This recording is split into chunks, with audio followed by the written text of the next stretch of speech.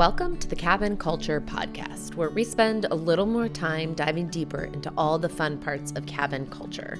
We like to think of this as both the material and imagined expressions of how cabin lovers, dwellers, builders, and designers wish to live a more simple and authentic life. On this episode, we're talking to Addie Wales, the owner and host behind the Ely Cabin Collective.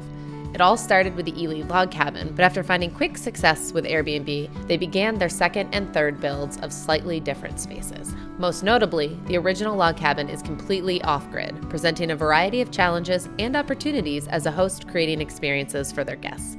Today, we're going to talk about how it started, how it grew, and a whole bunch of build and hosting tips along the way. Let's do it.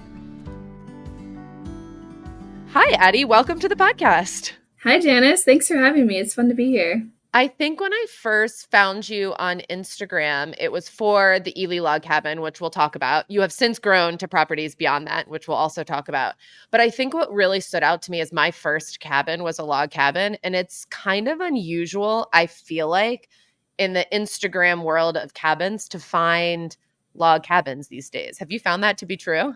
Yeah, I didn't know that your first cabin was a log cabin. But yes, I think our cabin is really unique. And I think that's been part of the fun challenge, a lot of different learning things for us as cabin owners. And then for guests, it's really fun because it's a unique stay. And I do feel like when we think about cabins and cabin culture, at least for me, I don't know, I could be alone.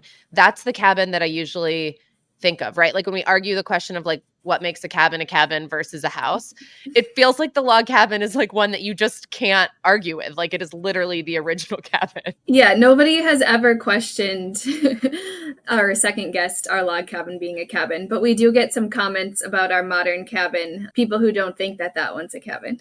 Right, which I'm on board with, even with Cozy Rock sometimes, because I started with a log cabin. I'm like, I'm going to call this a cabin, but like there's some gray area. I can see that. So I know, and just for folks listening, Addie has recently been on the Beyond the Property podcast with Jared Johnson, who we interviewed a while back about direct bookings.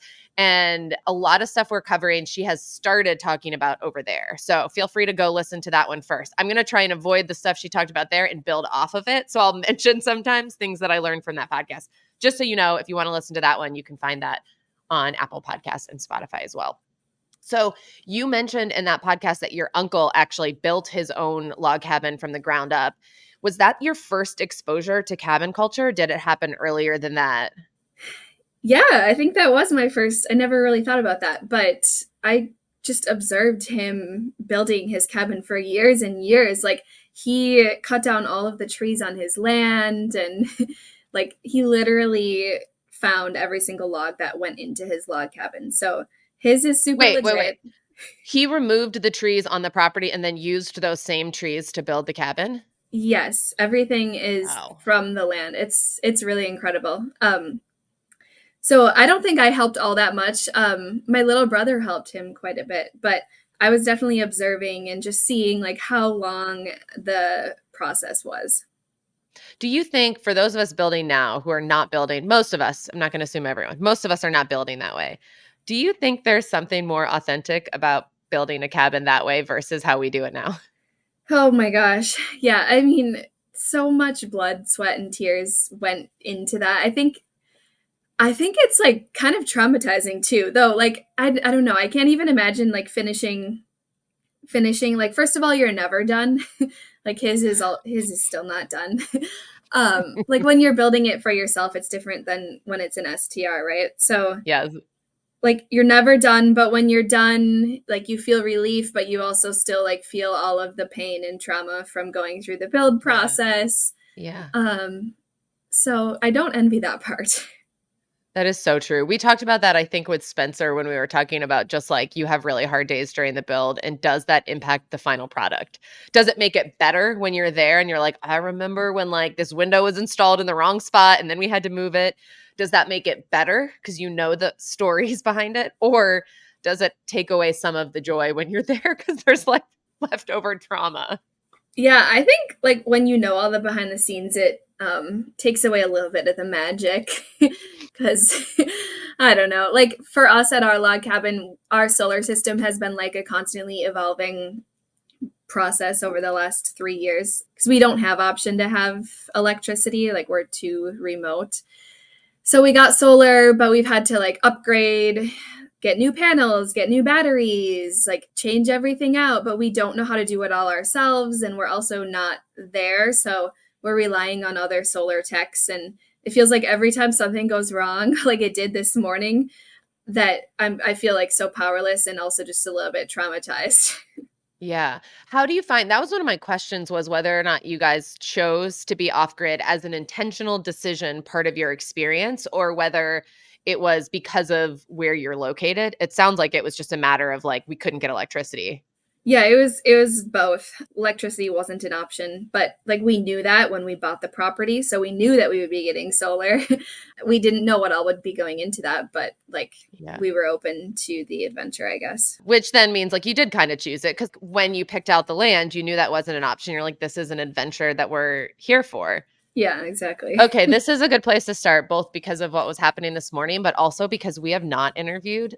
Let me think if this is true. Anyone who's been fully off grid? One called themselves off grid cabin, but then we found out in the interview that they weren't actually off grid, which I don't think is uncommon. I think people in their minds think of it as get away from the busy world, right? Mhm. That makes it off grid. So, how much of your identity as cabin owners is around this idea of being off grid and that being part of the experience? Yeah. So initially, I thought we were going to go all in on the off grid cabins. Like, I thought we were going to expand and we were only going to do off grid ones. And then when I realized how many challenges go with that and like how I feel powerless and it's really quite expensive because I can't fix the problem myself, then we decided, okay, maybe it's okay to like broaden the scope a little bit and have a few different options, and that'll bring in like different customer types as well.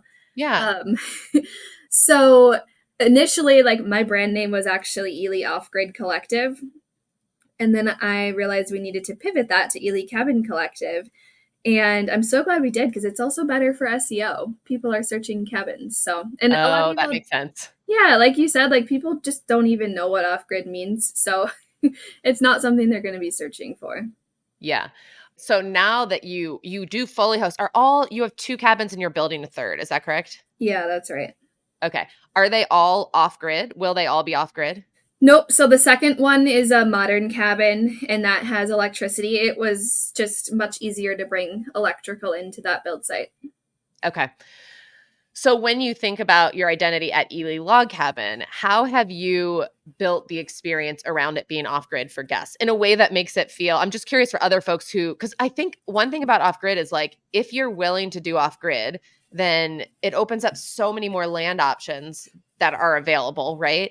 And it does create a really unique experience that a lot of us, when we think back on cabin culture as kids, it might have been camping or truly off grid locations, and it didn't seem to bother us. Things seem to change a little bit now with Instagram, but how do you shape that experience? How is that part of the experience for guests at the log cabin? Oh, it definitely is. Like we tell guests about it up front, like this is solar powered. Like you may potentially lose power if there's no sun. And we actually ask our guests to clean off the solar panels in the winter so they can like sweep them and sweep the snow off. And they're willing to do that. Like guests are super open to the experience, and I think they feel like it just adds to the experience. It doesn't detract. Yeah. But then back to your point of what happened this morning, how has it made your job as hosts more challenging to create a positive experience where some of it is just out of your control? Yeah.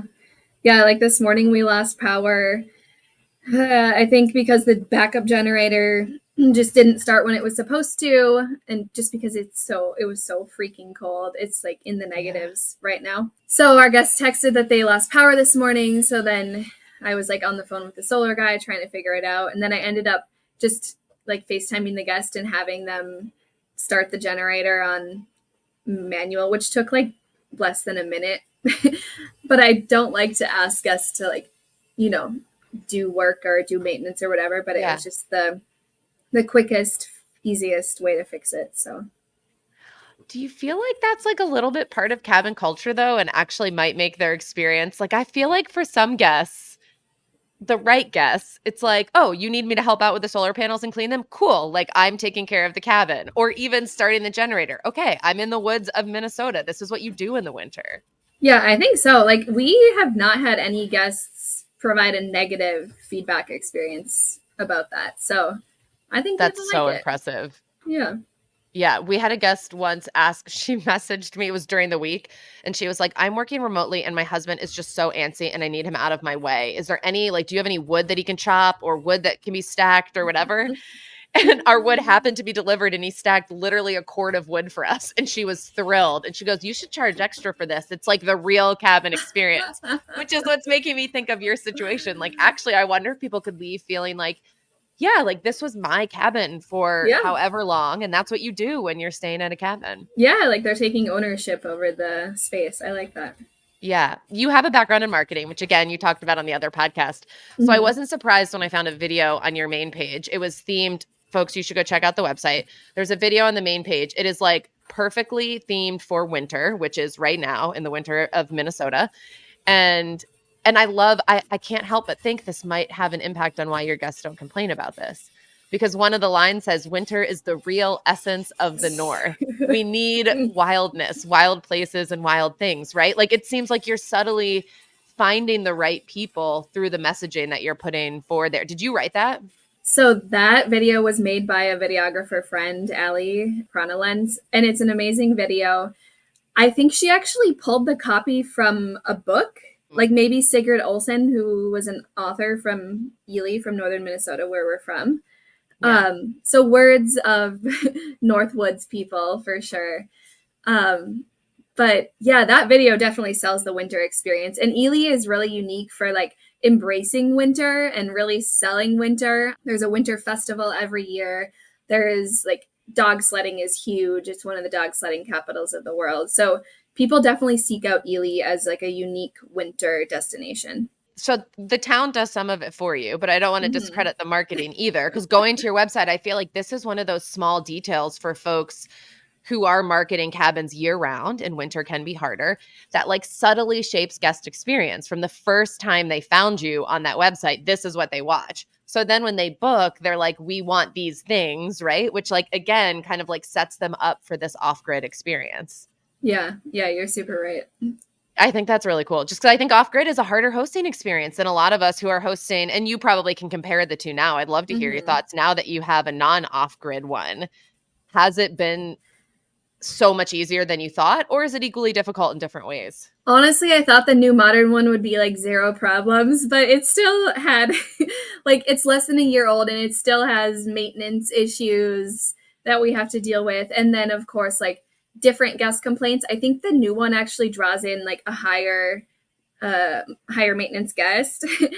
We charge slightly more, but it like they're just expecting a more elevated, more luxurious experience, maybe partially due to like how we talk about it. So it could be like maybe some wording changes I can do, but we've definitely had complaints in Aurora Cabin about having no AC, Oh, yep. which like going back maybe I would have installed it, but my builder said we didn't need it. He's like, no cabin in Ely has AC. Like we've never gotten a complaint about that in the log cabin, but now it seems to be a problem in the new one because there's so many big windows and it lets a lot of heat and sun in. Oh, yeah. It is Mm-hmm. so interesting how I feel like the higher end you go, the different kinds of guests that you attract, Yep. which changes the hosting experience in a different way versus a log cabin, especially off grid, does feel like it appeals to the most laid back, outdoorsy type of people. Actually, we have interviewed one off grid because it was Pete with the original Raven House, and he said the Mm-hmm. same thing, that over time, the skill he had to learn was really communicating in a way that found the right people for Yep. off grid. Because the Yep. right, and he said, actually, this is interesting for you too. He said the more they grew on Instagram, the more they started to attract the wrong people because it was this perception of like, oh, it's really beautiful. And people weren't doing the reading on the website to be like, is this actually like, what is the experience actually going to be like? Have you Mm-hmm. found that as you've grown on Instagram? Oh yeah, I've definitely noticed our Instagram audience has changed as it's grown, and I know you've talked about that before too. But like it used to just be like interacting with all of my friends and like past guests and it was like a really fun, tight, small, close-knit community. And now that I've grown, I'm worried it's for the wrong reasons because our new modern cabin went viral because people liked the design, but now we have followers who are like all over the world and they're never actually going to come and stay because it's not feasible for them. And then with that comes like annoying and negative comments as well. Yes. Yeah, that's the thing. I think in cabin consultations, we get asked a lot about marketing and how do we grow really fast? And I think it's a totally fair question, but I think this is really at the root of it. It's actually not about numbers, it's about finding the right people, because that's Mm-hmm. exactly the same for us. Like we grew and our followers, the majority of our followers are no longer people who are coming to stay there.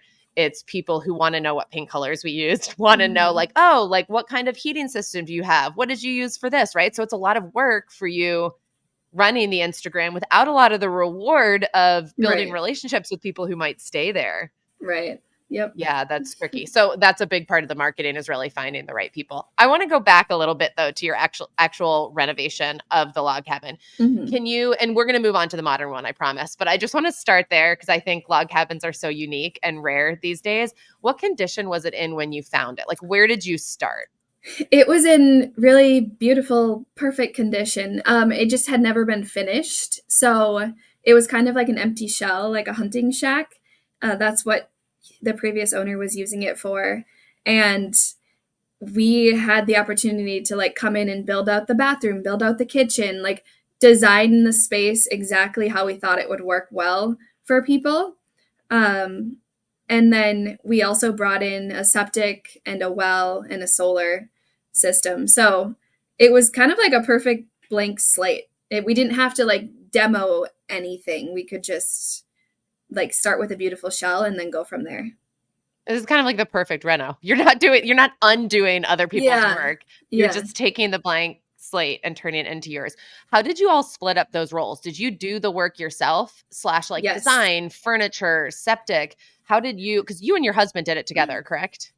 Yep, and my dad helped us as well. Well, we weren't able to do like the well or septic, so we just hired companies to do those. Yeah, that Solar makes sense. system, we initially had my husband's friend come up and do it for us. And then everything else we did ourselves. So we were like building decks, installing railings, framing out the bathroom, putting in flooring. Like we didn't do much painting. Like You putting don't up, have to with a log yeah, cabin. That's the yeah, beauty. I know. But a ton of staining actually on the outside. That was probably the sketchiest part. Like it hadn't been stained in 10 years. So like getting up those really tall peaks on the back end and it's on uneven ledge rock. That was one of the scarier parts. But yeah, Yeah. we were both and we were all doing everything.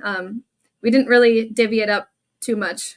I feel like when it comes to the design, you did a really good job of balancing this is a really nice place to stay while also being true to like this is a log cabin. Like for example, the swing you have that's hanging from the roof feels like something. I guess we're seeing more swings like that in some of the modern cabins, but they're like the ones from Target and like yours just feels like it's meant to be there. Like if you were hanging that sort of swing, it would be from a tree outside, right? And you literally have a cabin built with trees, right? It feels like such a nice Yeah. compliment for the nice furniture and decor you have. How did you balance that? Did you do the design? Did you have a vision for that or? I did the design. I think I describe it as rustic boho. And a lot of stuff we thrifted or salvaged, like all of the wood, we built all the furniture, like the table and the shelving and everything. Like we salvaged that from the shed on the property. Wow.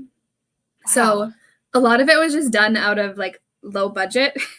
Yep. And then the boho decor, I was just like, I like this. It feels warm. It feels like comfortable. Like I don't want the typical log cabin where everything is like moose and deer and bear pillows. So I'm gonna try something a little different here. I need to send you pictures of my log cabin originally. Now, I did do a decor update a couple years ago, but I bought it like 8 years ago, and my design sense was like uninformed. Let's just put it that way. And it was in the mountains of North Carolina. So I was like, okay, I went to literally the cabin store down the road and I was like, great, lamps made out of antlers. This sounds like a perfect fit. A bear rug, literally a bear rug. Yep. Everything you didn't want yours to be is exactly what mine. We've upgraded a little bit since then, but there's still some evidence of it. Yeah, I mean, Is that so many are like that, and there's definitely a market for that. But I was like, I think if we want to stand out, we should be a little different. which I think you've done a really good job of, specifically in the log cabin one. But it still feels true to that space, which I actually think is really important for log cabins. Can I Mm-hmm. ask you one very specific question that maybe no one else will care about? But I really struggle to photograph that. We still own that cabin because of all the wood. Everything comes out really orange and red. When you photograph your cabin, yours do not look like that. How do you, Mm. maybe I have a different stain. Do you run into that problem or not really? So our wood inside is not stained at all, so maybe that affects it. But I have a local photographer, Katrina, who I work with quite a bit, and I feel like she's always done a really great job with coloring. But I guess yeah, I've never really like noticed or thought about that. Okay. Well, you are lucky. I will say I never hire photographers for that one because I'm horrible at marketing it. So it's always just me, but I finally hired my first photographer for that cabin, and I'm so intrigued to see what they do with it if they run Yeah, into the same issue because it's yeah. exhausting. Okay, I want to talk a little bit about the financial side, and you can always say, no, I don't want to answer this, but I'm curious how you knew you were ready for a second home. Like, was there, how did, for a lot of folks, I'm thinking specifically about our dreamers out there who like are like want to do this, but don't know when or how to start approaching it. How did you all start that process? Um, well, our log cabin was profiting. So we were like, okay, like, and it was actually like almost fully booked. So we felt like we could have more inventory available for people to stay. Wait, so this is after you already had Ely Log Cabin. We're talking about this move to the second one. How did you know Oh, you were yeah. ready for the first one? But I also Oh, want to hear more about that leveling up. yeah. Well, the first cabin, I mean, we just bought it during COVID, like September of 2020, and it was super cheap. It was only $125,000 because I don't know, because it was like a hunting shack in Ely. Like northern Minnesota is still pretty good prices. But So it came with how much land? 40 acres. Like that's insane. The I land know. alone is worth that, I feel like. Yeah. And then it also came with another cabin that was actually just used as a shed that we renovated and turned, it's a dovetail log cabin. It's a 100-year-old historic. So that one we were like, we have to salvage this and make this last because the roof was kind of falling apart. So Yeah. yeah, like we were like, this is too good not to buy it. That was our thought process there. How many years did you have that? What was that first year or so of like hosting? Like, were you at 90% occupancy right off the bat, or is that over time? Let's see, we're 2024 now. Yeah, I feel like we were pretty high right off the bat because it was COVID and it was like the perfect escape for getting away into the woods and social distancing and people weren't flying places. So I think we got lucky right away just with the timing. And what did you do? Have you noticed a change in that? Because I felt the same way. Our old cabin, it was like we had never seen 100% occupancy at that cabin before until late 2020. And then 2021 was huge for us. But then it Yeah. slowed in 2022 when people could start traveling. Is that when your marketing really kicked in to keep that up? Or did you change anything? Or, We had been marketing all along, like using influencers and just documenting the whole process on Instagram. But I think occupancy slowed down in 2023.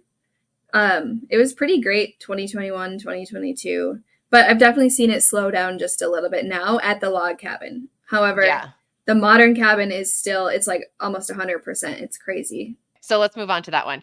Talk me through when you said you were doing really well at the log cabin, 100% occupied. So were you using the profits from that to then invest in the next build, or did you have savings that you were like, I now feel comfortable investing them because we're seeing success here?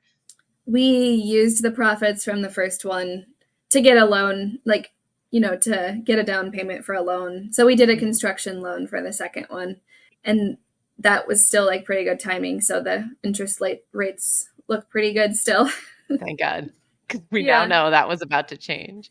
Yeah. So I'm unsure if we're going to be building another new one or not. Like it's still up in the air. It really depends on how the financials shake out. Yeah, well, you're so new. When did you launch the it's called the Aurora? Aurora. Yeah. It launched in February. So Okay. it's it's been awesome like all the way through the year. And we're coming up on one full year here. But people definitely like it all seasons. I will say Winter seems to be easier for me as a host because we had some complaints with the heat in the summer. So I had that same issue with our first cabin because in the mountains of North Carolina, it didn't come with AC. And I was told the same thing you were, which was that, mhm. oh, nobody has. So I started putting that on my listing. Like, we don't have AC, but like nobody in the mountains does. Just open the Yeah. windows. And then it hit a point where I was like, okay, we need to install AC. But it took a while. But that's where rentals are like a whole different beast because it's not about what you're comfortable with. It's about like what you're hearing from guests. And that can be really hard. Yep. Yeah. Everyone has a little bit different expectations because they have it at home. So Yeah. Yeah. Paint a picture for us of the new one and how it differs from the original log cabin. They're on the same property, right? no, they're very close to each other, but the new one is on 22 acres. So it's a different piece of land. Yeah. It's easy to get big acreage in northern Minnesota. So I would say like the main similarity is just the fact that it's really private and it's really beautiful woods surrounding the cabin. But otherwise, the cabin is totally different. It's like inside, it's all modern. There's sheetrock. We did bring in like two of the biggest elements for me that make it feel like a cabin are some wood. So we brought in like tongue and groove pine ceilings. And Yes. then we have a really cozy fireplace. Like for me, a cabin just has to have a fireplace. So I totally agree. yeah, those are kind of the elements. But otherwise, it's like a lot of windows and it's really tall ceilings and it feels like really modern and clean. So the biggest difference between this one, and for those who are watching on YouTube or listening, I'm going to drop photos in the YouTube version so you can actually see the cabins and what she's talking about. But the biggest difference between that one and your first one was that you didn't have to design the actual cabin the first time around. You were focusing on how we use that space and furniture, but this time you had to start from scratch. How did you Mm-hmm. approach that? Did you design it? Did you hire a designer? Yeah, I actually didn't really know what to do for the design, so I started with a Den Outdoors design. I'm sure you've seen them on Yep. Instagram. So I found the one that I liked the best. And then we just worked with our builder to like make some little adjustments so that it could feel like it was more like perfect of what we needed for the space. One of the most common questions we get is order of operations. And I kind of want to focus on that for the second one versus the first because you did do everything from scratch. And the question is usually like, do I find the right piece of land first? Do I find a plan that I like and then find land that goes with it? Do I find a builder? So, how did you approach that order of operations? We found our land first, and then we found a plan that would fit on the land. Mhm. Um, and then we decided like which way do we want to orient the cabin for the most beautiful views and what makes sense. Um, I guess we had our builder kind of all along. So How we were did you like, find them? okay, I know that's the question everyone has. It's so hard to find good builders. I know. Um, so we had a friend. He was a connection through my dad, so he's my dad's friend. He's a Because your builder. dad is in So real estate, correct? yep. So you know, Yep. realtors know everyone. So Yep. if you're looking for connections, just ask your local realtor. And so that's how you uh, found him.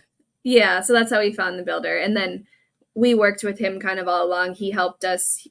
He had to agree to build that design, and then we made some tweaks to it.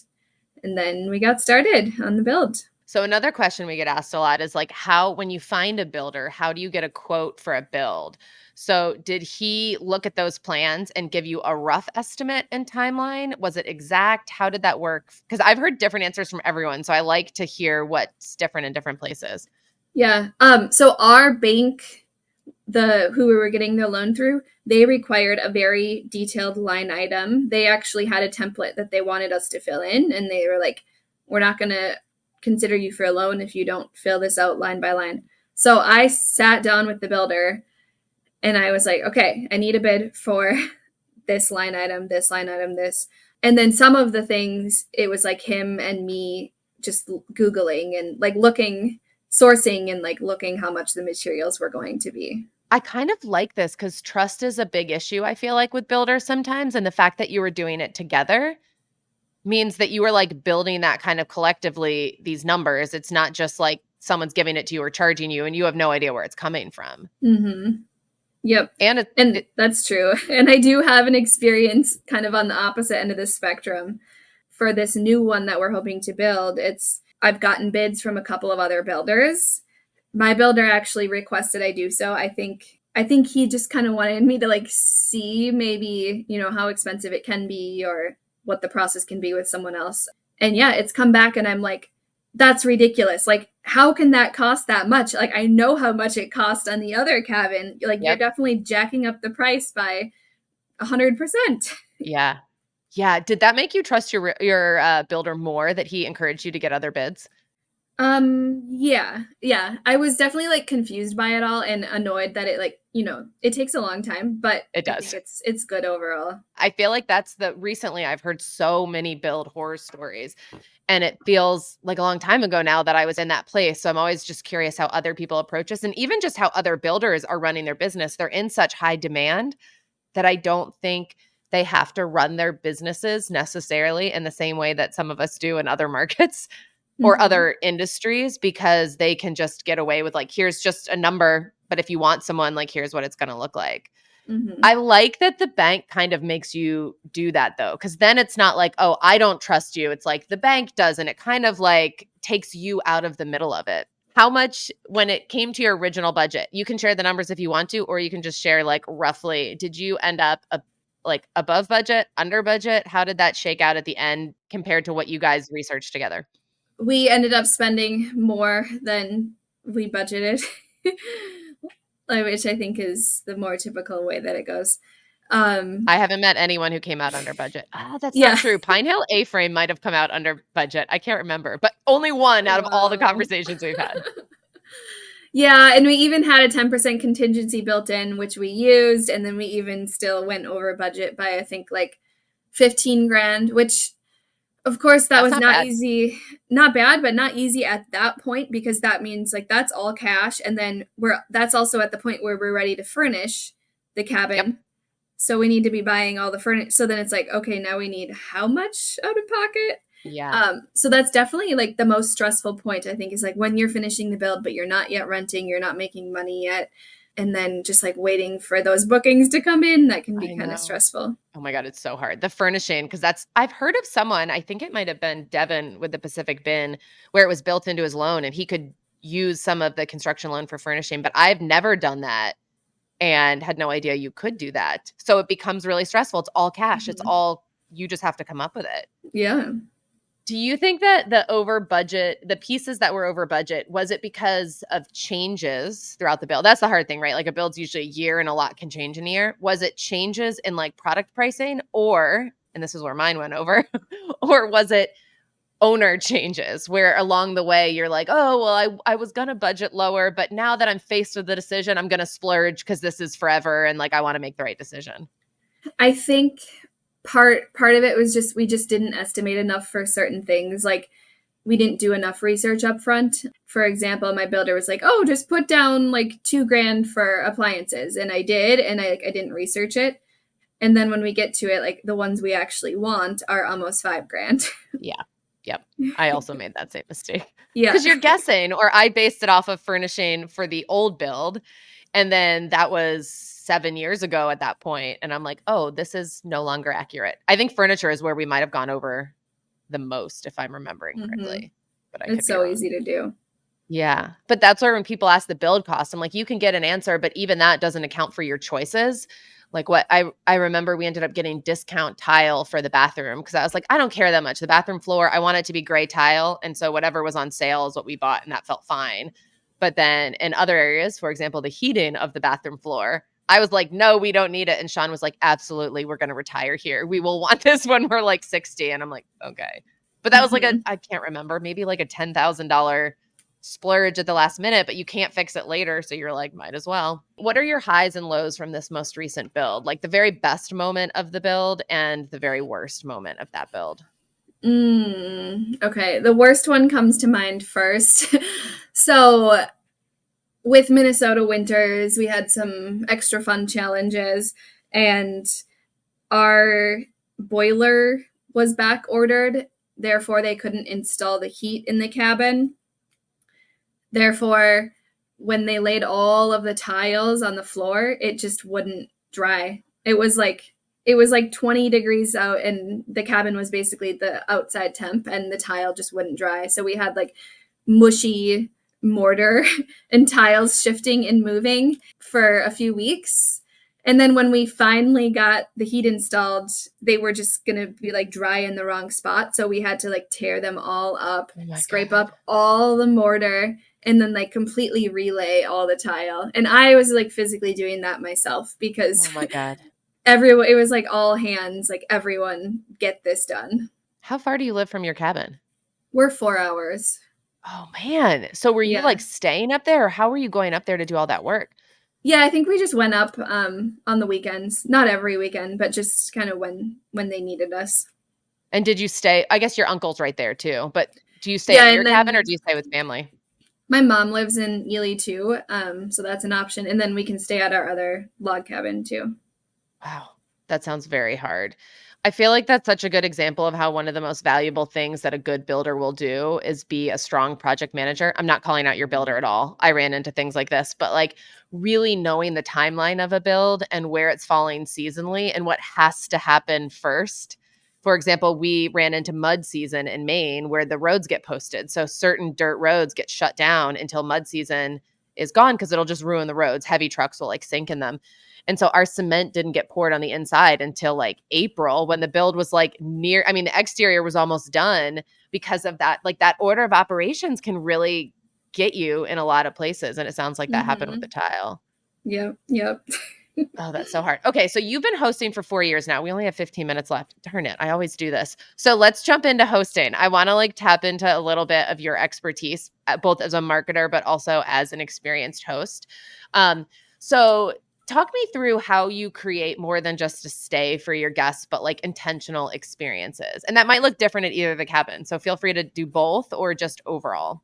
So I think one thing that I really try to do off the bat is like create a connection. So like they know that they're not just staying at another random Airbnb, like they're staying at Addie and Ben's cabin, and they like see our faces all over like on Instagram and then like in our welcome guide and everywhere there. So then they like when we give recommendations, they feel like, oh, like this is actually a unique recommendation from a person. Not like Google. This is like Addie telling me where she likes to go to Yeah. breakfast. Yeah. And like I have an email sequence. Like my email opt-in is like sign up for our email and I will send you like my local, like a locals guide to Ely for the current season. And like anyone can opt into that, even if they have no intentions of staying with us. Okay, this is a smart way to get email addresses, which we talked about on a past episode, and this did not come up. So I love that. Incentivizing people to sign up for your email list. There has to be value there. And it sounds like Mm-hmm. both for guests and other people, you're providing a lot of value about the area. Yeah. Yeah, and then with the cabins, I mean, I try to just provide a lot of like unique little things to look at or play with, or like I don't know, like things that they're not going to see at other places. Like we have these really big stall bars. Like if you know from gymnastics, it's you can hang on them. Yeah. And some people think that they're just like fancy blanket letters, but people who know, they're like, oh yeah, like it felt so amazing to stretch on that after the hike, and that's just there because that's just who we are. Like that's something we wanted in our cabin. Are you gymnasts? No, but we do ninja warrior training and climbing. Oh, there you go. Okay. Yep. How many of And your yoga. guests and yoga? Okay. Do you provide a guide so that guests know what it is, or they just, which guests like figure it out? No, they can just figure it out. Yeah. Yeah. I don't know that I would know. I mean, I know what that is, but I guess although when you're in your cabin, and I've noticed this with the swing and things like that, like a log cabin is very tactile. You don't feel hesitation to touch the walls, or in the same way that I do with drywall. I have no desire to touch the walls, Hmm. nor, but I also would hesitate because it's like, why? I'm just going to get it dirty. But I don't feel that with a log cabin. Yeah. Yeah. You like interact with the space more, I feel like. I Hmm. used to be a climber and we stayed at a log cabin once with friends and we probably have been drinking too much. This was a horrible idea. Nobody should do this, especially at any of our cabins. But we like climbed up the side of the log cabin and we have pictures of us like on the beams up high because we Oh were all my just like, oh, gosh. we're climbers. Why wouldn't we climb this? But Yep. that's Yep. how I feel about a log cabin. It just feels inviting to do that. Yep. Okay. Specific question about your hosting. How do you like your sauna? Oh, we like it. Yeah. So we decided to do like the DIY sauna. It's at Aurora Cabin. It's electric. Okay. Um, and that just seemed like the easiest option for Yes. guests. I know some people prefer a wood-fired sauna, but I don't know. That felt like some extra variables, and unsure if it would be safe or convenient for guests. So, And like negative degrees, going outside to build a fire and like negative degrees feels hmm intimidating. yeah, Me. yep, me too. So we're researching saunas right now. So I'm curious, which one did you go with and what was the build process like? We went with the garden sauna from Redwood Outdoors because we like that modern look. Build process, they said it would take about 4 hours. I think it took longer than that. It actually took like a full day, or kind of like one half day and then another half day. But that's Mhm. because we had poor planning, and you really do need to have a deck or a concrete pour prepped ahead of time. And we didn't Okay, good really to know. factor that in ahead of time. We just were like, okay, let's whip up a deck here and then throw the sauna on it. And we didn't really have like the right lumber or the right sizing of all that. So if you plan ahead, that would be helpful. And then as far as like stacking it, it's pretty easy. It's just ours was like stacking like Lincoln logs. I know the barrel ones, I've heard those are really easy too. Mm. And I think maybe if I were to do it again, I would go with a barrel because they actually hold heat a lot better because of you don't lose heat that's just like escaping to the ceiling. Like that rounded shape is actually really smart and intentional design wise. What shape is yours? I saw a picture of it. For some reason, I thought it was round. No, ours is like a square, so it Okay. just has a normal little like mono slope shed roof. Okay. And did you update your pricing when you added that, or is that just like an added amenity? I always think about this when folks add like a hot tub or a sauna. Yeah. So I think I just kept the winter pricing what summer pricing is, whereas last winter was a little cheaper than the summer. So I think maybe pricing increased a little year over year for winters. I'm amazed that you're charging the same prices for summer and winter. Maybe Minnesota has a different, I mean, Maine embraces winter, but I feel like guests coming in, we always lower for winter and spring versus Yeah. summer and fall is almost double our spring pricing. So that's so impressive that they're almost the same. Yeah, spring is definitely the worst. But winter, there's a huge demand, like with the dog sledding and cross country skiing and all of those activities. Yeah. That's helpful insight for me as we're just in the early stages of researching saunas, but when I saw that I was like, okay, I'm going to ask about that. What are your biggest tips? Just give me like one tip for each of these. Let's start with for creating your listing. If you had to give a new host a number one tip for setting up your listing or optimizing it if you're a current host.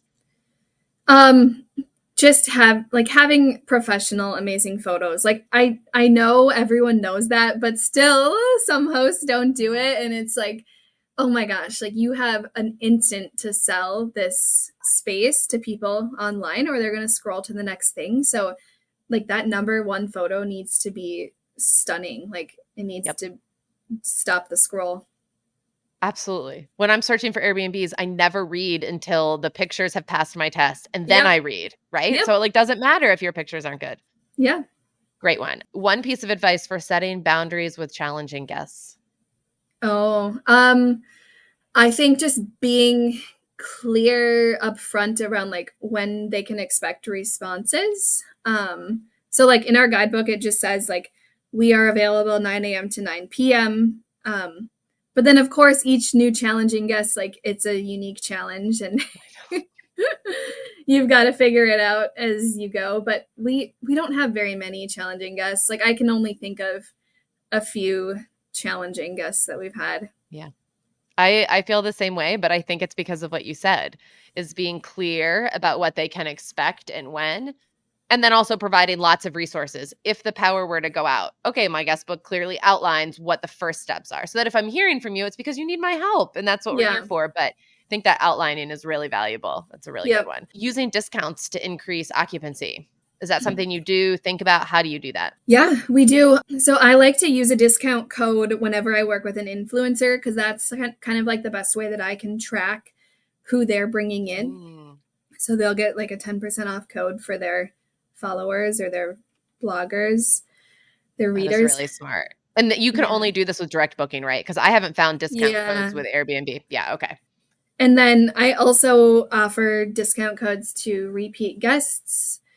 And then I can also create them whenever I want. If there's like a special scenario where I want someone to feel like they're getting a good deal. So yeah, that's one of the nice perks of direct booking. You use Logify, is that right? Yeah. So for folks listening, if you're looking to use discount codes, I have not figured out how to do it on Airbnb. I still don't do direct booking for lots of reasons, but this is one that is compelling. I'm feeling frustrated that I can't do discount codes for our repeat guests. I literally Venmoed a repeat guest recently, the 10% discount, because I want to do it, and Yeah. Airbnb is hard to do.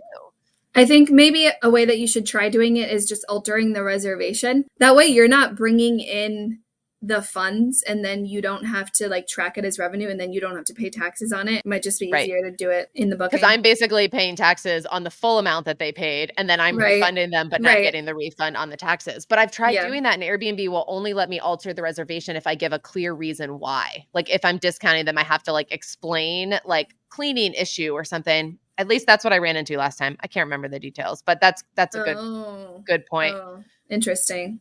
Okay, what's your biggest tip for red flags ahead of booking? Do you have any like, okay, if I get this, it's a red flag, I won't book them? Good question.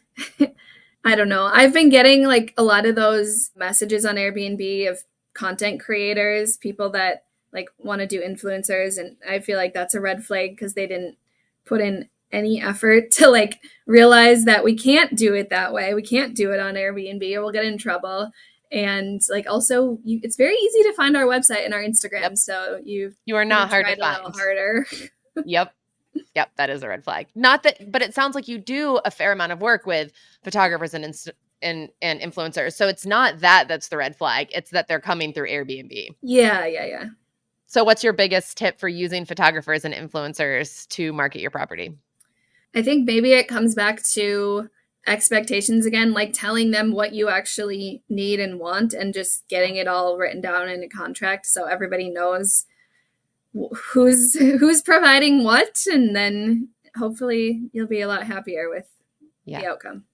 Yep, that's really good advice. Okay, last one. Handling 4-star reviews. What's your biggest tip for that?